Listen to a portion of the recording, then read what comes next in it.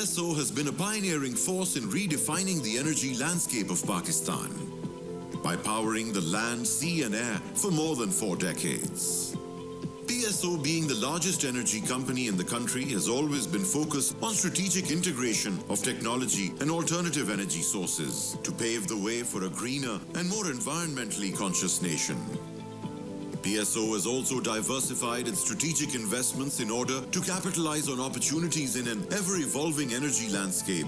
These include joint installation of marketing companies, New Islamabad International Airport, Asia Petroleum Limited, Park Grease Manufacturing Company Limited, and Park Arab Pipeline Company. As a market leader, PSO holds the largest portion of Pakistan's downstream oil sector. Our core operations encompass the procurement, both imports and local sourcing, storage and marketing of petroleum products, along with the import of regasified liquefied natural gas, RLNG. Our diversified portfolio extends to non-fuel retail and card services as well. With a turnover exceeding rupees 3.5 trillion, US dollars 11.6 billion, and a market capitalization surpassing 52 billion rupees, US dollars 173 million. PSO. Assalamu alaikum everyone. We are starting this next session in a couple of minutes, so kindly settle down so we can start on time.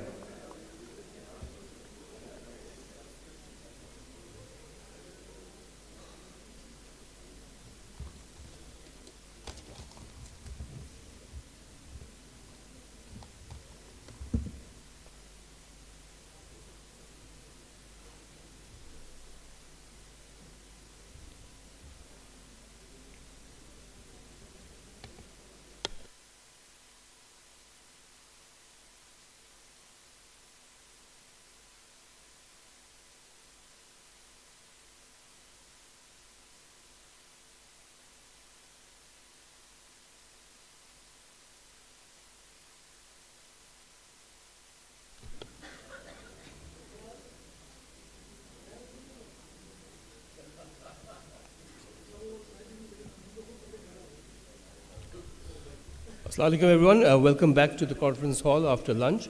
The first session actually featured our local experts and representatives from the leading oil and gas sector dilating on the issues and also presenting innovative solutions. In the second session, we are joined by our foreign guests who will be giving a new multifaceted approach to this session with their own ideas, with their own ecosystem approach, and it will be, I'm sure, a very informative session. But first of all, I would like you all to please put your hands for the foreign guests over here. A huge round of applause for our foreign guests. As far as the presentations are concerned, we will begin with CEO, Oman Energy Association, or OPAL, Abdul Rahman Humaid Al Yahya, who will talk on the subject of driving excellence in the oil and gas sector, OPAL Oman's HEC ecosystem. A huge round of applause for our special guest, Mr. Abdul Rahman Al Yahya.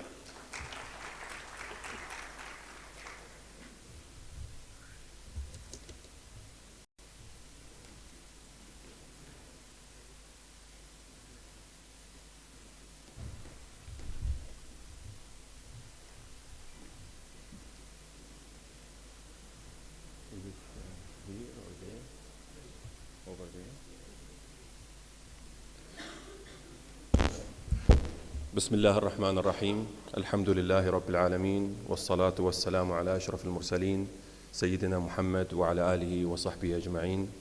It gives me a great pleasure and honor to be here in the beautiful city of Islamabad and also meet with many of industry colleagues, distinguished guests, ladies and gentlemen. Assalamu alaikum wa rahmatullahi ta'ala wa barakatuh. And allow me first really to render a special thanks to Petroleum Energy Institute of Pakistan for hosting us, myself and my colleague, at this prestigious symposium to share our, story of Oman Energy Association. And I think the previous presenters have presented in his last slide some challenges that are faced by the industry here in Pakistan. And I think if the institute, the Petroleum Institute's empowered enough, I think most of those challenges can be overcome. Without further ado, I will just go through our story in Oman.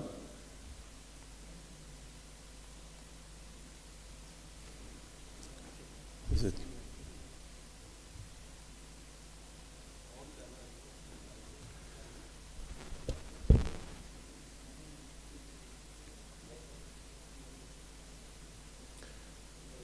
Okay, it seems. So this association was formed back in 1998 with the first mission. It was, the Omanization, basically nationalize most of the jobs in the oil and gas industry. A year later, the name of association changed from Oman Industry Training Board to Oman Petroleum Alliance. That's where OPAL as a trademark came from, Oman Petroleum Alliance, which is the second name of the association. And the second reason was to set the HSC standards across the energy sector in Oman. As you may aware, in Oman we have many producers, around 11 producers. Each one of them, they have their own set of HSC standards. The role of the association is to bring everybody together to agree on minimum standards, where it becomes a mandatory and regulatory by Ministry of Energy and Minerals. And here is our mission. It's basically our members are the companies working in the oil and gas industry. And now it's really even further, the energy sector, the power generation, and the electricity. And we are considered also the voice of the industry. The focus of this association is really main 4 areas, which is the valuable voice of the industry. So any issues faced by our member companies are addressed through the association. And also, we have many programs and initiatives around the sustainability, especially on the business practices and the common standards. And I have a few slides on the standards that has been developed by the Oman Energy Association. And also, we are leading the in-country value of the oil and gas industry, also the mining sector, as well as energy and power generation sector. And of course, we're looked at by our members is we always aggregate all synergies between different member companies of the association. Our values are in the slides: integrity, trust, fairness, transparency, and independence. We are independent organization. We are non-profit, non-government organization, registered under the Ministry of Social Development, as a first professional organization in the country. We have board of directors. They get elected every 2 years.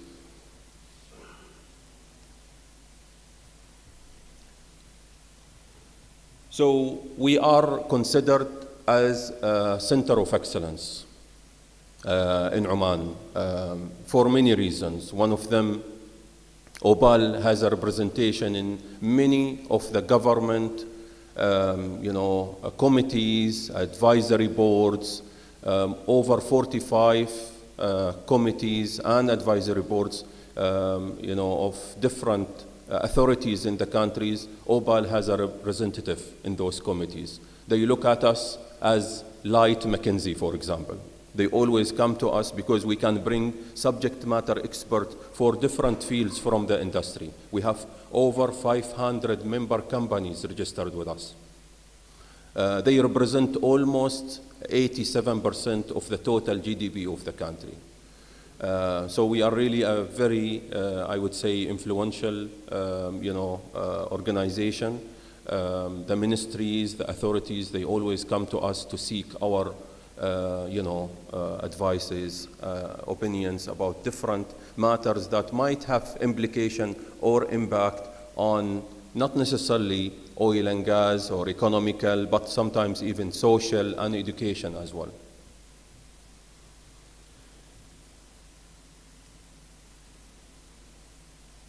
These are some of the products and services we have introduced to our members. We have a wide range of products and services, and I will just highlight, for example, the CSR platform.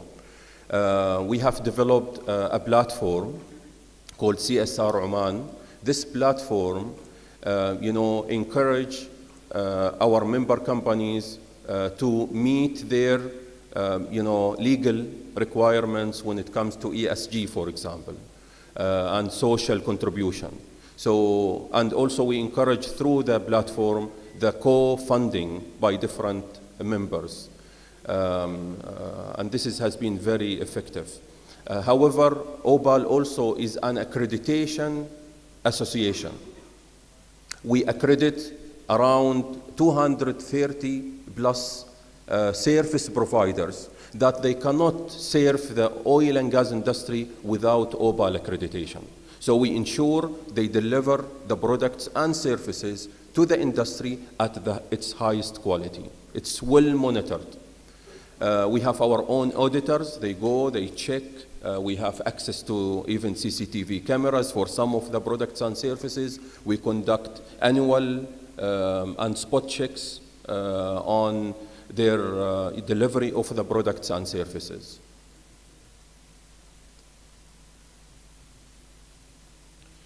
So the standardization, especially for the HSC, as I said earlier, we have a number of producers in the country. Each one of them, they have their own set of standards. We have, for example, we have also some international companies like Shell, Total, BP, as well, Occidental. I think most of them, either they have had business here in Pakistan before, or maybe some of them still have business here in Pakistan, but each one of them, they have their own set of standards. As I said, we formed a committee. We have, consist of the corporate HSC managers from all the operating companies, the 11 of them. They represent downstream, midstream, and upstream. They meet on a quarterly basis. They agree, they have a business plan, annual business plan. They agree on what new standards they need to develop, what also updates they need to make on the existing standards. Throughout the years, we were able to produce around 12 standards, like road safety standard, which has 3 main components: the IVMS, the vehicle inspections, and the defensive driving training. We have also lifting operation management system. We have incident sharing standards. So it's by law, each company is mandated to share their learning from incidents.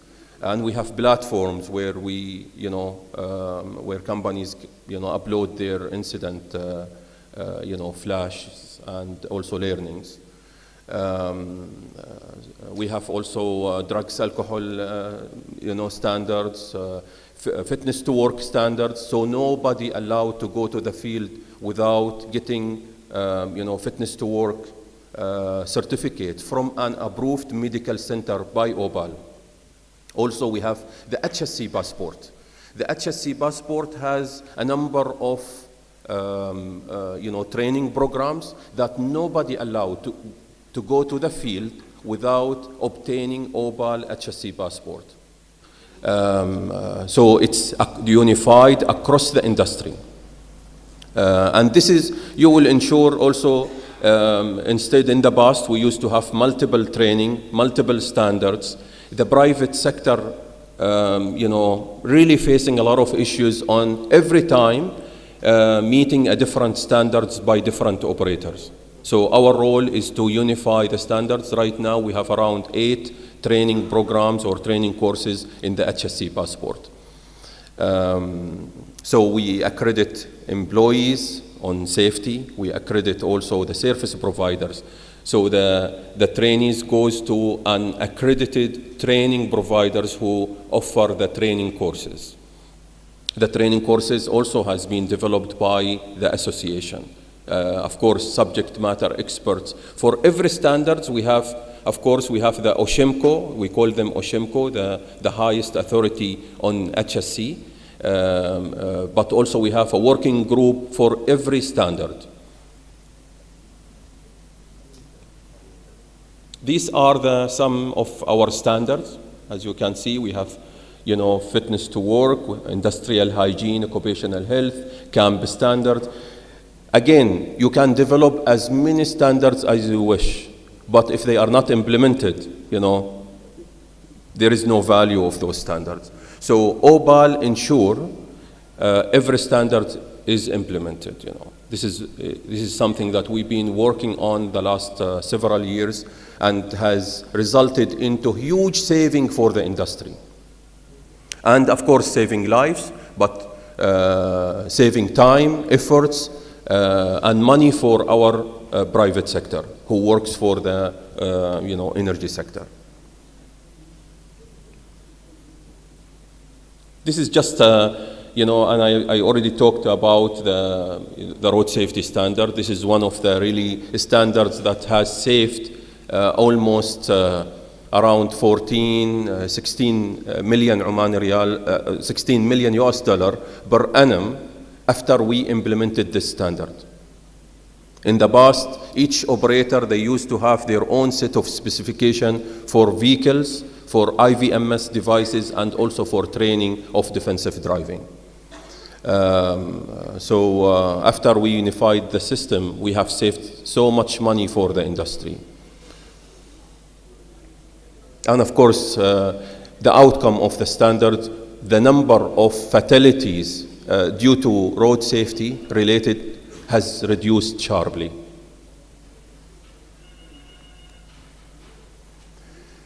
OBAL, every year at OBAL we have a theme. So we have, last year it was, we had digitalization, as a theme. The year before we used to have energy efficiency. We had also 1 year green hydrogen. So every year we have a theme for the sector. Our theme for this year is worker welfare.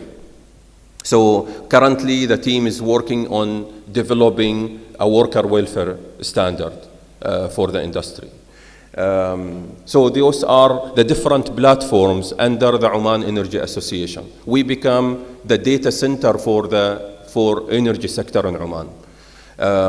If you want to know number of employees in the sector, it's just a matter of clicking a button and we get the number of employees, their age, their all the statistics around employees, Omanis, expat, by nationalities, and so on.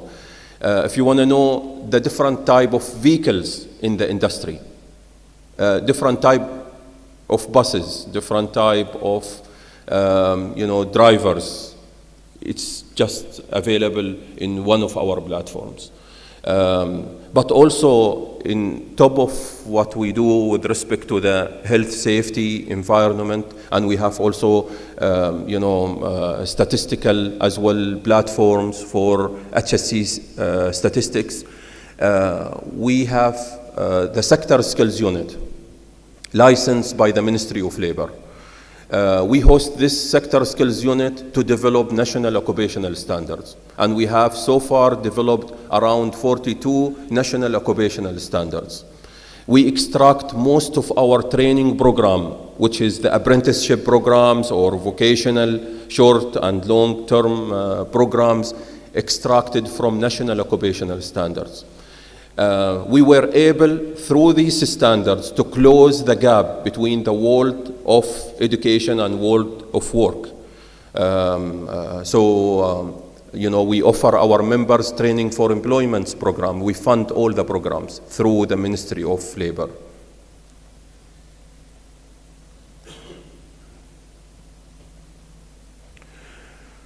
We are really considered partner of choice in the country. As I said earlier, we have representation in many of the government committees and advisory boards. We have developed so many strategies in behalf of the government when it comes to Omanization, also when it comes to the developments of the HSC policies for different government authorities, like the civil aviation, or for Muscat municipality, or for Ministry of Labor. When they reviewed the labor law, we were contributing heavily into the section of the health and safety regulation. Also, beginning of September, we will start partnership with Ministry of Education to introduce the vocational pathway for grade 11 and 12 in the country. So we, will start in 2 main governorates in the Sultanate to start the programs to start basically 6 programs: mechanical, electrical, lifting operation, drilling, HSC, hard facilities and maintenance, and so on. Will start those programs. We have developed all the curriculums from our national occupational standards.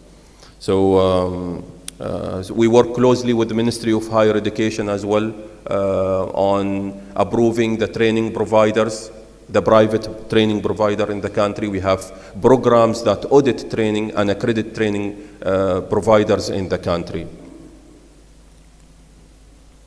This shows just, the membership of our members, basically trend since 2011.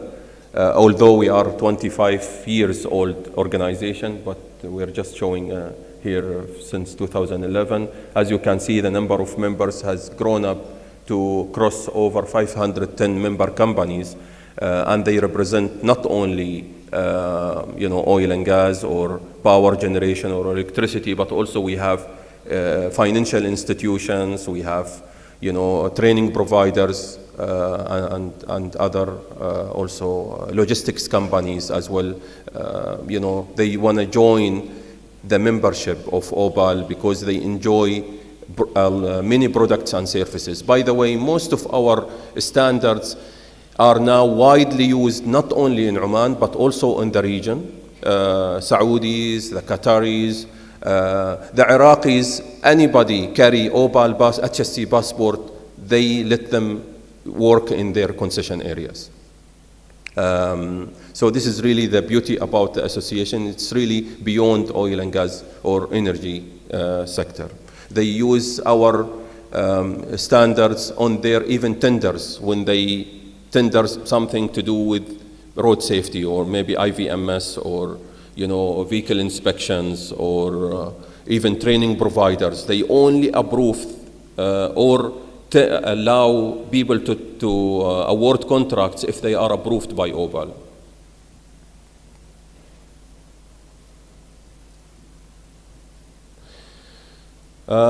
We are. I mean, this is also the success of OPAL. We are, connected almost with every single authority in the, in the country.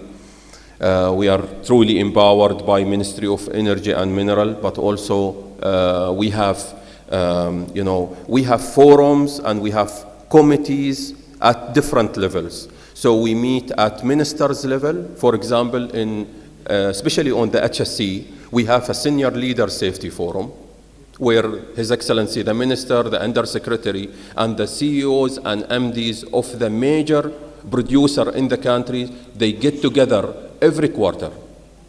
And so far we have conducted around 11 forums since we start the idea of having a senior leader safety forum. We get together, we agree on a lot of stuff related to HSC. So we meet at that level, we meet at CEOs level, We meet at also subject matter expert in different fields, whether it's HSC or HR or common issues are faced by the industry.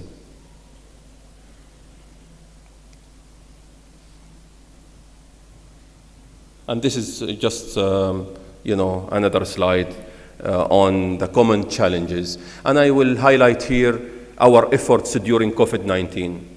And I'm truly proud to say that OPAL was able to save the flow of oil and gas in Oman during COVID-19.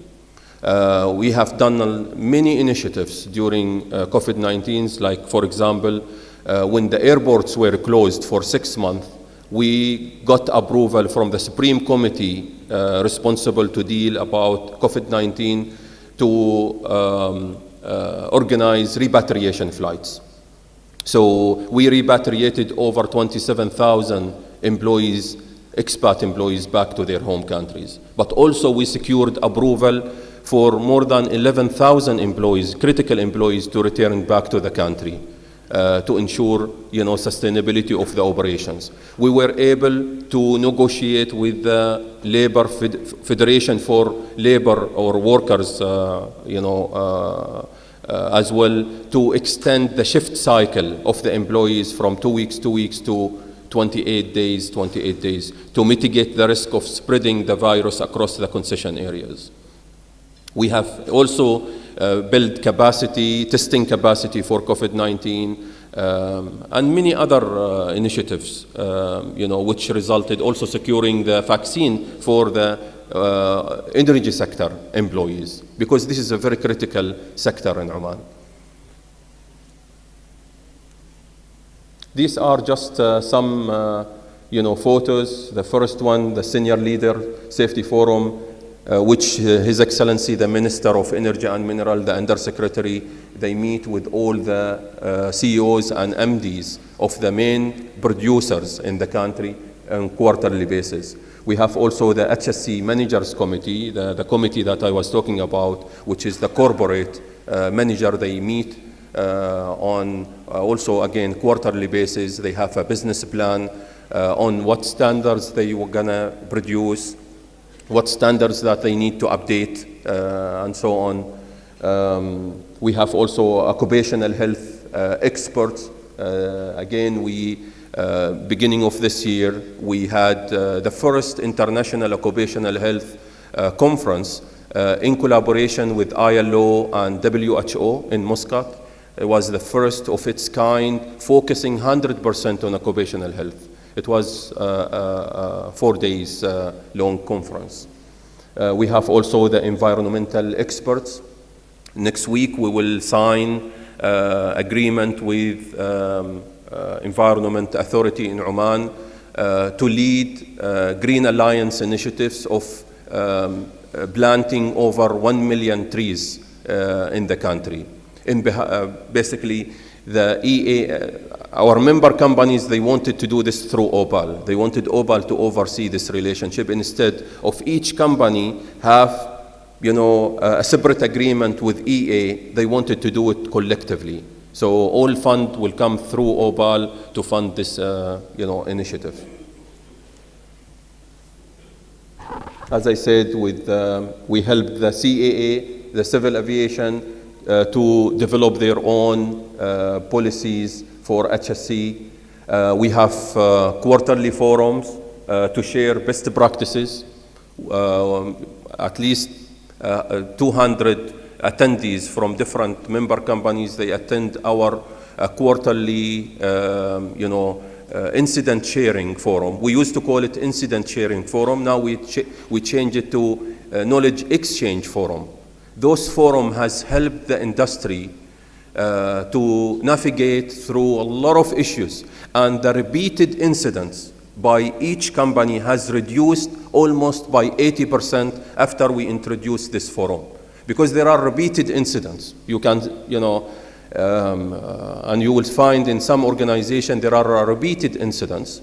Reducing it or minimizing the repeated incidents was as a result of our forums and also incident sharing platform.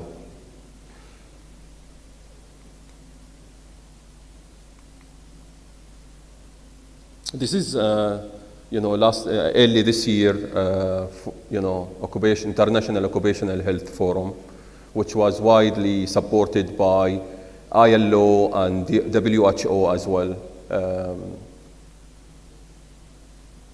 This is another picture. We were invited by WHO to present OPAL efforts on HSE and what they do in terms of, especially for occupational health and fitness to work, standards. So we were like a role model for many countries when it comes to HSE, especially on occupational health and fitness to work. And now, basically we're working closely with the WHO. They wanted to center for occupational health for the region.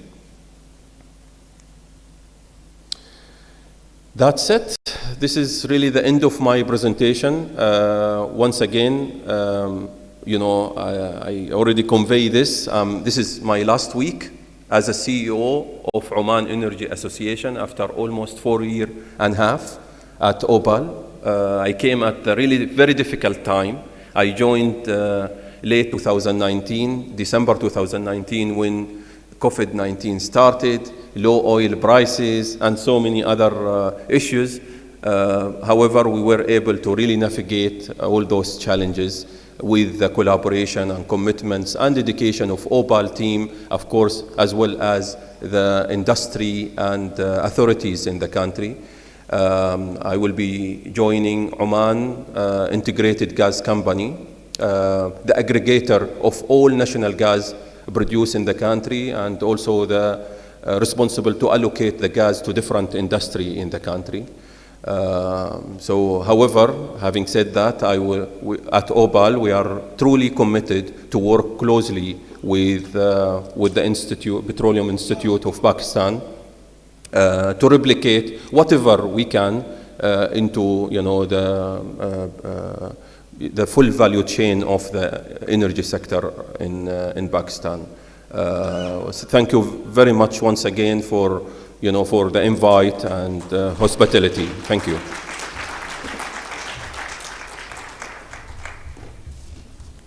Thank you, Mr. Abdul Rahman, for basically introducing OPAL to the audience here.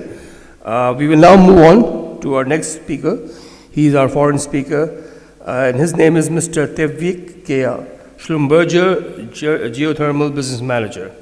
Mr. Kea, an industry veteran, will talk about geothermal role for energy transition. Ladies and gentlemen, put your hands together for Mr. Tevfik Kea.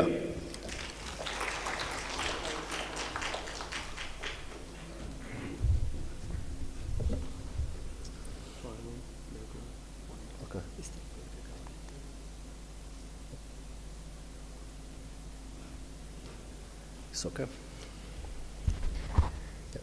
Assalamu alaikum. My name is Tevfik. I'm from SLB Schlumberger. My base in Dubai.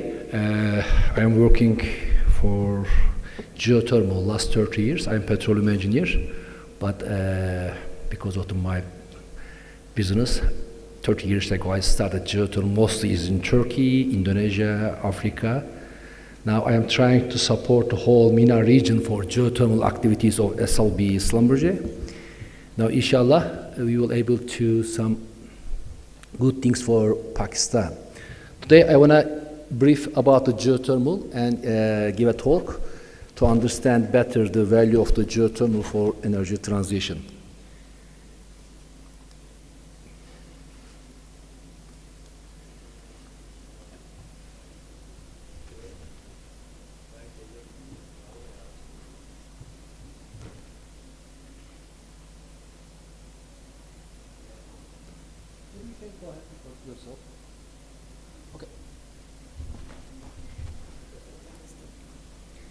Now, I have the two beautiful photos to understand better why we are talking too much electricity, power, energy nowadays. This is almost 50 years ago satellite photo worldwide. The energy usage is easy to understand from that lights from the whole part of the world. Just second photo is 2020s, almost after the 50 years. It is easy to see what's happening last 50 years, how the energy demand is increasing. And I had also one small graph to understand better who are using more energy, what is the trend is ongoing. This graph shows electricity usage per capita per person. In average, electricity consumption in OECD countries around 8,000 kilowatt. In some country is double and 10, 20,000 kilowatt per person. When you look at Pakistan almost developing, now per person, per capita is 640 kilowatt. It means that its energy demand will grow up. I am one of the witness in Turkey, almost 15, 18 years ago. Per capita, it was around 1,000 kilowatt per person. Today is 360, almost 3 times more in 20 years. So energy demand, energy usage, and increasing every day, especially for developing countries. So now I want to talk a bit geothermal, why we are talking about geothermal. Geothermal, how can help the energy transition for the countries who are using the geothermal energy in the worldwide. I will give a small brief on that. Where is the geothermal when you look at? Okay, normally it should be another map here, but maybe not working. And mostly is geothermal in sedimentary area, volcanic regions, and tectonic regions. But most of the commercial ongoing activities in the worldwide for power plant direct utilization is mostly volcanic and tectonic areas. And just I will come back to again Pakistan. I had one map, but I couldn't show you. And Pakistan is one of the lucky country. It is located in this ring of fire. Ring of fire means close to volcanic area, volcanic zone, tectonic, and besides the sedimentary as well. Now, we have a chance to utilize the geothermal in this region. So, geothermal harnessing. Geothermal harnessing it is a new word we are talking. It is not my words, but people are using nowadays harnessing too much. And geothermal, we have mostly is direct utilization. Direct utilization means heating, cooling, and other activities in industrial usage and power generation.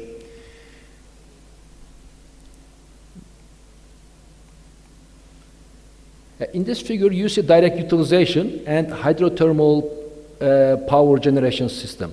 This is a typical conventional geothermal system. As of today, almost 99% of the whole commercial project in the worldwide is hydrothermal conventional system. Another system we call, once upon a time we were saying hot dry rock. Today we call the enhanced geothermal system, EGS. EGS is man-made reservoir. We are drilling 2 wells in the low permeability area. We made the reservoir by fracking, and the loop is between the 2 wells, and mining the heat and injecting the water again back and using the ground energy. But still, there are some question marks. This is the ongoing progressing for the commercial-wise. There are very few projects in the worldwide developed, but still commercially is not 100% proven. And this is the last system that we are talking in last 5 years. This is the AGS. This is a full closed loop. And if you don't have good permeability and enough heat in the ground, subsurface, you are drilling the 2 wells, closed loop, and you are heating your brine, your water at the subsurface by closed loop. And if you ask me, is there any commercial announced project in AGS? Still not, but there are some good project is ongoing, especially in US. We had some feasibility study is ongoing as a company, as a team, technical team, but still, as I mentioned, there is no an active power generation commercial project. And let's back to real life, the geothermal. In geothermal power production, typical the steam power plant, and you had minimum 2 wells, 1 production, 1 injection wells. And depth of the well, all of them, you are coming from the oil and gas industry, you understand me very easy. The depth of the well is around 2.5 to 4.5 kilometers for production and injection. We are talking about the each well production and 20,000+ barrel per day capacity, and temperature is 120, 110 plus Celsius at the surface. And to make this project doable technically and commercially. And as I mentioned, we need another well for injection. Injection well, always temperature depends on your reservoir condition, and you need, and also geochemistry, and you need to inject the whole water back to the reservoir, and depends on the geochemistry, as I mentioned, for 70 to 95 Celsius.